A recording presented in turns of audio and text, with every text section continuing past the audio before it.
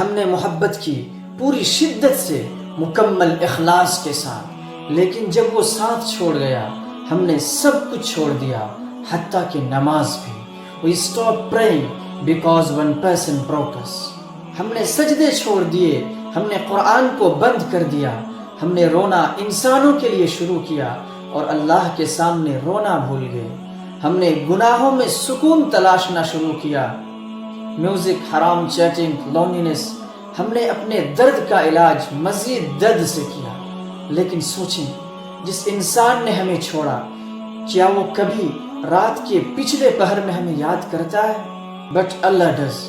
ہر رات ہمارا رب آسمان دنیا پر آتا ہے اور پکار کر کہتا ہے، هل من تائب فأتوب علیہ، ہے کوئی توبہ کرنے والا کہ میں اس کی توبہ کو قبول کروں۔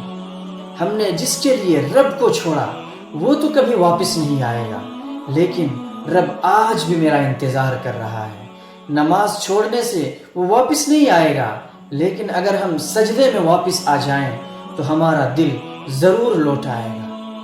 کم بیک ٹو صلاح، کم بیک ٹو پیس۔ یہ دنیا ہمیں ٹوٹا چھوڑ دے گی، لیکن رب ہمیں جوڑ دے گا۔ جس انسان کے لیے ہم رب کو بھول گئے تھے، آج ہم رب کے لیے اس انسان کو بھول جائیں۔